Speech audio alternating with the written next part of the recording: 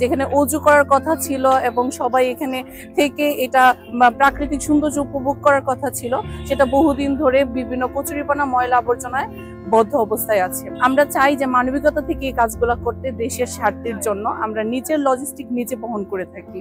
আমরা ইতিমধ্যে এখানে 70+ মানুষ আছি বা আমাদের সদস্যরা আছেন, তারা অলরেডি কাজ করছে। সেই সকাল থেকে আমরা 7টা বাজে এখানে অবস্থান করছিলাম। যতটুকু সম্ভব হয় আমরা কাজ চালিয়ে যাব। যদি কিছুটা না থাকে, কাজ না করতে পারি, সেটা আমরা অন্য দিন এসে ইনশাল্লাহ করার চেষ্টা করব।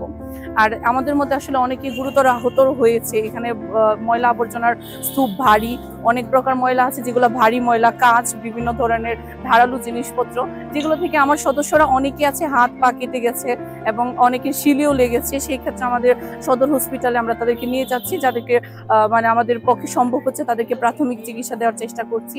ইনশাল্লাহ আপনারা আমাদের পাশে থাকবেন। আমরা এইভাবে চেষ্টা করবো দেশের আরো অন্যান্য সরকারি জায়গাগুলো যেগুলো আসলে পরিত্যক্ত হয়ে যাচ্ছে, যেগুলো আমার এই দেশের সম্পদ, এই দেশের সৌন্দর্য, সেগুলো আমরা বিডি ক্লিন তারুণ্য ধরে রাখবো এবং আমার দেশকে পরিচ্ছন্ন রাখার একটা শপথ গ্রহণ করে আমরা এগিয়ে চলছি। আপনাদের গণসচেতনতা এবং আপনাদের সহযোগিতায়, আমাদের পরিশ্রম দিয়ে আমরা এই দেশকে একদিন পরিচ্ছন্ন দেশ হিসেবে গড়ে তোলার আহ্বান জানাচ্ছি। সারা বাংলাদেশে আমাদের বিডি ক্লিনের শাখা আছে। তো বিডি ক্লিন দেশের জন্য কাজ করে, নিঃস্বার্থে দেশের উপকার করে, দেশকে পরিষ্কার রাখতে চায়।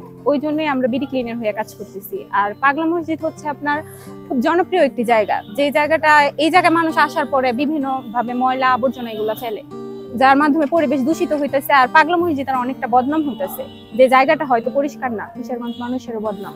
ওই জায়গাটাকে আমরা পরিষ্কার রাখতেছি এই কারণে, যাতে মানুষ আসে আমাদের খারাপ কিছু না বলতে পারে, যে কিশোরগঞ্জের মানুষ পরিষ্কার। এইভাবে আমরা সারা বাংলাদেশে বিভিন্ন জায়গায় বিভিন্ন ভাবে কাজ করতেছি, যাতে সারা বাংলাদেশকে আমরা পরিষ্কার ভাবে তুলে ধরতে পারি।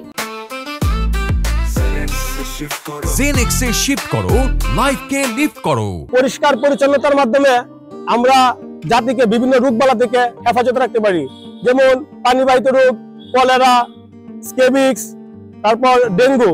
যে এগুলা কিভাবে হয়, ময়লা আবর্জনা জমে থাকা পানি থেকে ডেঙ্গু উদ্ভব হয়। এখান থেকে দেখা যাচ্ছে যে এখন ডেঙ্গুটা এমন একটা অবস্থান হয়ে দাঁড়িয়েছে, প্রায় অনেক মানুষই ডেঙ্গুতে আক্রান্ত হয় এবং এর মৃত্যু ঝুঁকি খুবই বেশি। দেশবাসীকে একটা বার্তা দিতে চাই, দয়া করে আপনি নিজে থেকে পরিষ্কার পরিচ্ছন্নতার কাজ করুন এবং সুন্দর সমৃদ্ধি বাংলাদেশ গড়ে তুলতে সহায়তা করুন। সারা বাংলাদেশ আমরা পরিষ্কার করতে একদিকে আমরা শপথ গ্রহণ করেছি এবং আমাদের শপথ গ্রহণের মধ্যে এরকম বলা আছে যে আমরা কখনো ময়লা করব না, এবং আমাদের গেঞ্জিতে বলা আছে পরিচ্ছন্নতা শুরু হোক আমার থেকে। এই একটা স্লোগান নিয়ে হচ্ছে আমরা সারা বাংলাদেশ একেবারে পরিচ্ছন্ন করতে চাই।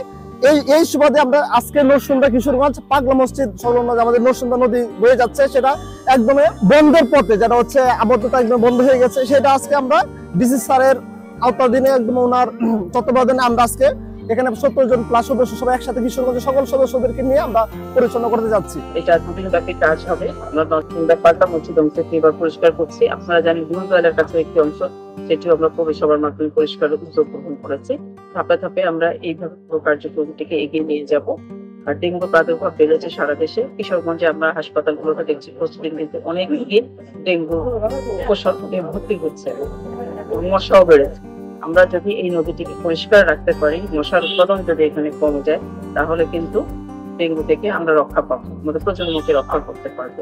এই জন্য আমরা বিডি ক্লিনকে ধন্যবাদ জানাই যে তারা আমাদেরকে সাহায্য চাইছেন। যতটুকু আমরা সর্বোচ্চ চেষ্টা করবো যাতে এই নদীটি দূষণ মুক্ত হয়, পরিষ্কার থাকে।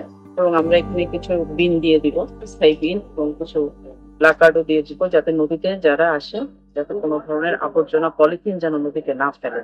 কারণ ঐতিহ্য ফিরিয়ে আনার জন্য আমি আপনাদের সবার কাছে সহযোগিতা চাইবো।